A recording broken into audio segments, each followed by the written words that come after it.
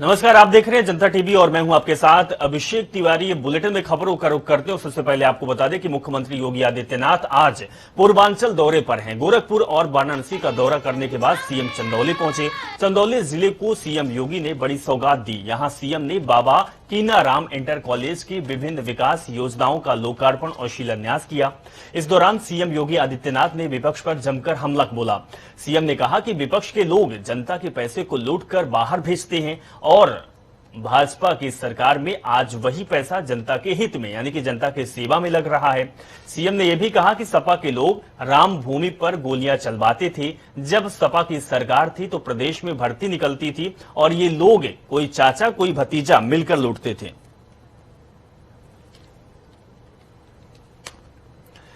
अगली खबर का रुख करते हैं। चंदौली जिले के रामगढ़ के मुख्यमंत्री योगी आदित्यनाथ के पहुंचने से पहले लक्ष्मणगढ़ में सपा कार्यकर्ताओं पर पुलिस ने लाठीचार्ज किया है।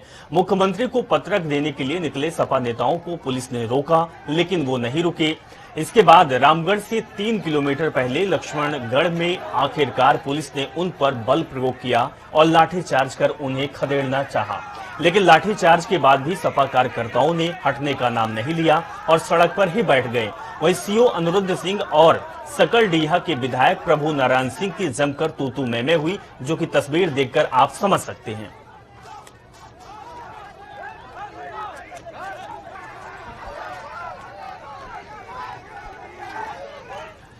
उत्तर प्रदेश के विधानसभा चुनाव 2022 को लेकर बेहद सक्रिय हो चुके समाजवादी पार्टी के अध्यक्ष अखिलेश यादव ने आज अपनी पार्टी के प्रदेश कार्यालय से गोंडवाना जन संदेश यात्रा को रवाना किया है।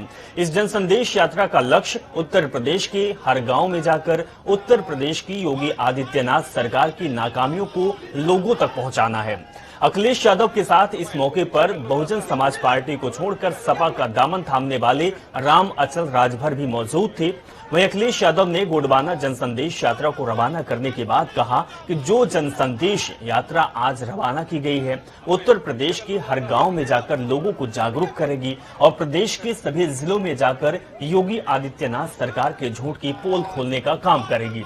इस यात्रा से हमको भाजपा को प्रदेश की सत्ता से बाहर करने में बड़ी मदद मिलेगी।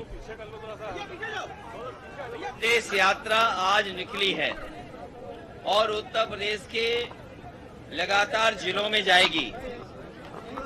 समाजवादी पार्टी और गोंडवाना पार्टी के तमाम नेता पार्टी के साथ मिलकर के इस भारतीय जनता पार्टी को हटाने के लिए संकल्प लिया और उसी के लिए यात्रा पर निकले हैं। मुझे उम्मीद है कि इनका समाज जागरूक समाज होकर के भारतीय जनता पार्टी ने जिस तरीके से भेदभाव की राजनीति को बढ़ाया, भारतीय जनता पार्टी ने नफरत की राजनीति को बढ़ाया, भारतीय जनता पार्टी ने गरीबी बेरोजगारी बढ़ाई, भारतीय जनता पार्टी ने किसान को दुखी किया, भारतीय जनता पार्टी ने आर्थिक रूप से प्रदेश और देश को कमजोर किया, भारतीय जनता पार्टी ने हर जाति समाज के बीच में खाई पैदा की। इन तमाम चीजों को लेकर के गोंडवाना जनसंदेश जनता के बीच में यात्रा पर निकले हैं। हमें उम्मीद है कि इनके साथ आने से इनके समाज और इनके दल का बड़े पैमाने पर सहयोग मिलेगा। वहीं लखनऊ के इंदिरा गांधी प्रतिष्ठान में आज व्यापारी सम्मेलन का आयोजन किया गया, जिसमें सपा मुखिया अखिलेश यादव ने व्यापारी सम्मेलन में व्यापारियों के साथ चर्चा की। वहीं सपा अध्यक्ष अखिलेश यादव ने व्यापारी महाकुंभ को संबोधित करते हुए कहा कि जब व्यापारियों ने मन बना लिया है तो बीजेपी का जाना और सपा का आना तय है। हम उत्तर प्रदेश में लगातार जा रहे हैं, माहौल बदलाव का है। अब इस सरकार को लोग देखना नहीं चाहते हैं। इतना दुख किसी सरकार ने नहीं दिया। व्यापारी, किसान और नौजवान हर कोई परेशान है, संकट में है। चुनाव में जाने वाले हैं और चुनाव से पहले अगर इतना शानदार व्यापारी साथी मिलकर के एक कार्यक्रम का आयोजन करें, क्योंकि यहाँ जितने व्यापारी साथी उपस्थित हैं ये बाजार में रहते हैं, अपना कारोबार करते हैं, लोगों से सीधा सीधा संपर्क है और जिस समय व्यापारी मन बना लेता है, जिस समय व्यापारी मन बना लेता है उसके बाद सरकार का पता नहीं लगेगा दूसरी सरकार कौन। अगर व्यापारियों ने मन बना लिया और व्यापारियों ने ठान लिया, व्यापारी साथियों ने सोच लिया, तो इस बार बदलाव होना निश्चित है। उत्तर प्रदेश में बदलाव को कोई रोक नहीं सकता। जो माहौल दिखाई दे रहा है वो बदलाव का है। लोग अब इस सरकार को नहीं चाहते। अगर हम पीछे मुड़ करके देखें इस सरकार को, इस सरकार के कामकाज को अगर हम पीछे मुड़ करके देखें, इतना दुख तकलीफ परेशानी किसी सरकार ने नहीं दी होगी जितनी भारतीय जनता पार्टी की सरकार ने दुख तकलीफ और परेशानी दी। कहते हैं कि सरकार बहुत मेहनत करती है। आपने सुना होगा कि योगी जी के बारे में कहा जाता है कि 24 घंटे में हो सकता है वो 24 घंटे काम करते हो। आपने सुना कि नहीं सुना? पढ़ा होगा कि योगी जी 24 घंटे में हो सकता है 24 घंटे काम करते हो। हमें कोई शक नहीं इस बात में, हमें कोई शक नहीं है। हम ईमानदारी से मानते हैं कि वो 24 घंटे काम करते होंगे, और अगर 24 घंटे काम करते हैं तभी तो इतनी बेरोजगारी है। सर्व विद्या की राजधानी काशी में 13 दिसंबर को प्रधानमंत्री मोदी के हाथों काशी पुराधिपति के दरबार को भक्तों को समर्पित करने के दौरान 18 राज्यों के मुख्यमंत्री भी मौजूद रहेंगे। पीएम मोदी के साथ भाजपा शासित राज्यों के मुख्यमंत्री सामाजिक समरसता, अखंडता और एकता का संदेश भी देंगे। काशी की सांस्कृतिक विरासत में भागीदार बनने के बाद 14 को काशी विश्वनाथ धाम में सभी मुख्यमंत्रियों का सम्मेलन भी होगा। काशी को भव्य बनाने के लिए क्या तैयारियां हैं, क्या कुछ खास रहेगा, आप इस रिपोर्ट को देखिए। पहले मैं सोच रहा था कि भारतीय जनता पार्टी ने मुझे यहां भेजा है, फिर लगता है शायद मैं काशी जा रहा हूं, लेकिन आज यहां आने के बाद लगता है कि न मुझे किसी ने भेजा है न मैं यहां आया हूं, मुझे तो मां गंगा ने बुलाया है।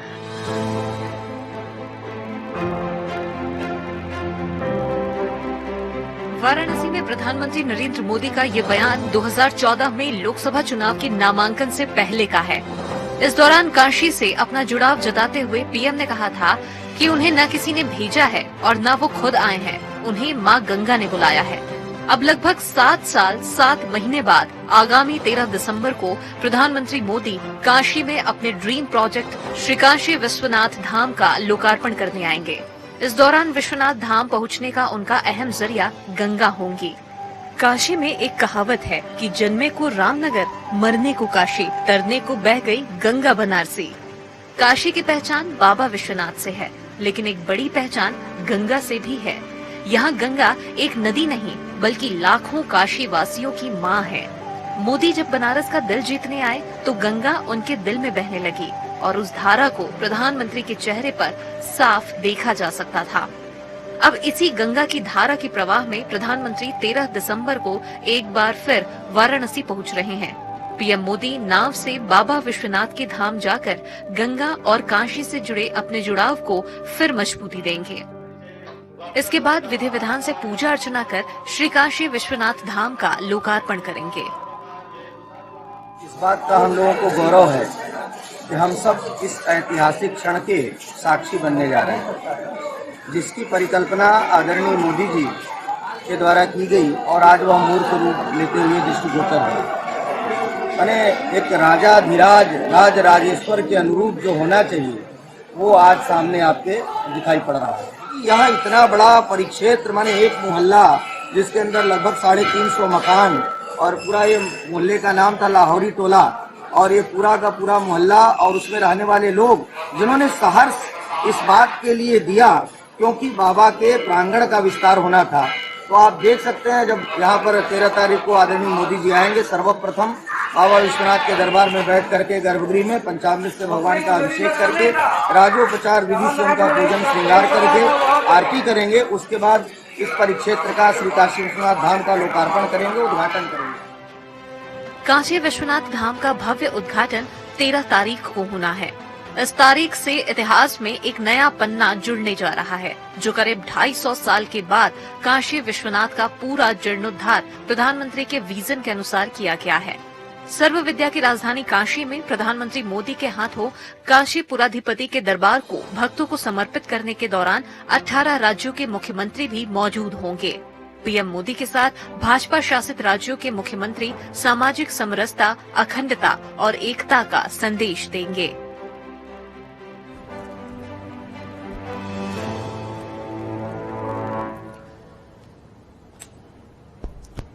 खबर हरदोई से है। हरदोई जिले में आयोजित दलित सम्मेलन में पहुंचे भाजपा नेता नरेश अग्रवाल ने बेतुका बयान दिया है। मंच से बोलते हुए नरेश अग्रवाल ने कहा कि योगी जी ने राशन दोगुना कर दिया है। 60-65 किलो गेहूं और चावल मिलने लगा है। हमने कहा इतना कहां खाएंगे, थोड़ा बाजार में भी बेच लेंगे। उस रुपए में बच्चों के लिए कपड़े और सामान ले आएंगे और कभी कभी मूड भी बना लेंगे।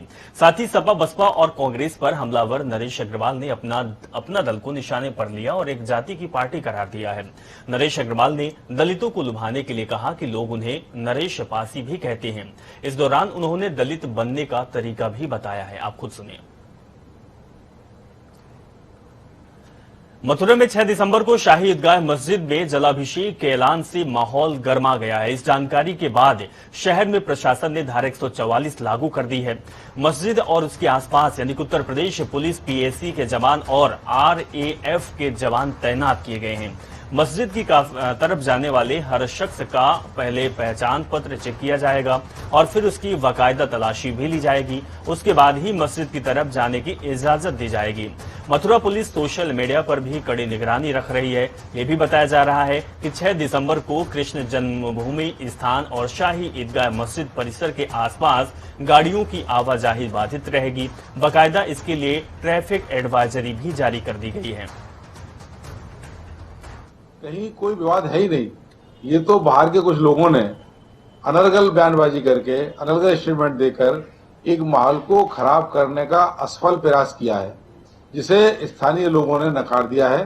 दोनों धर्म के लोग आपस में मिलजुल कर रहते चले आ रहे हैं। मथुरा सौहार्द की नगरी है और यहाँ कभी भी धर्म के नाम पर उत्तेजना कभी नहीं फैलती है। और ये 2022 का चुनाव आ रहा है, उसके मद्देनजर एक पार्टी जो हमेशा हिंदू मुस्लिम और मंदिर मस्जिद के नाम पर राजनीति करती आई है, ये उसी की शय है कि वो यहाँ का सांप्रदायिक माहौल खराब करके और अपनी राजनीतिक रोटी सेकने का प्रयास कर रहे हैं। और इसीलिए उनके इशारे पर भी अलग अलग लोग दुष्प्रचार कर रहे हैं।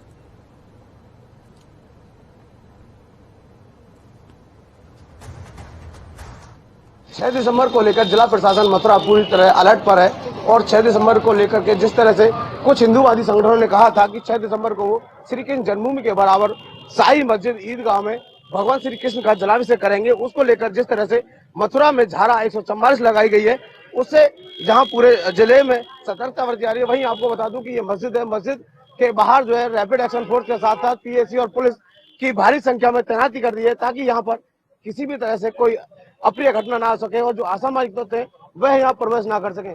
चप्पे चप्पे पर पुलिस की तैनाती की है, ताकि किसी भी तरह से 6 दिसंबर को यहाँ पर कोई बवाल या हंगामा के साथ साथ किसी तरह की कोई घटना ना हो सके।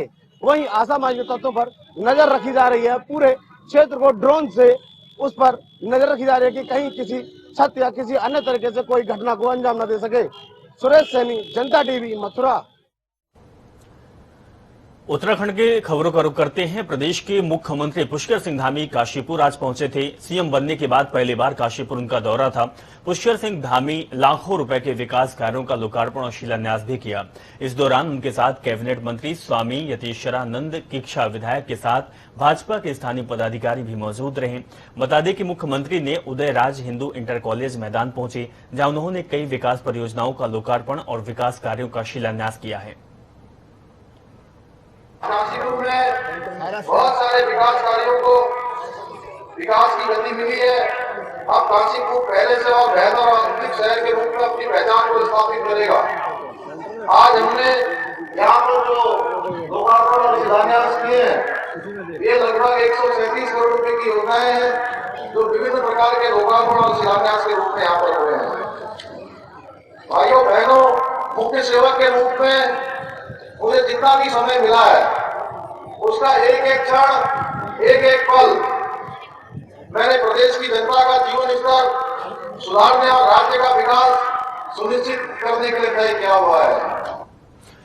राजधानी देहरादून में कल हुई प्रधानमंत्री मोदी की जनसभा को भाजपा ने सफल और अभूतपूर्व बताया है। मदन कौशिक ने प्रेस कॉन्फ्रेंस में कहा है कि रैली में रिकॉर्ड तोड़ भीड़ आई, इससे अभूतपूर्व रैली हो सकती थी। हम सभी वर्गों का, सभी कार्यकर्ताओं का और प्रधानमंत्री का तहे दिल से आभार व्यक्त करते हैं। कल की अपार भीड़ वो निश्चित रूप से एक संदेश देती है कि 2022 में डबल इंजन की सरकार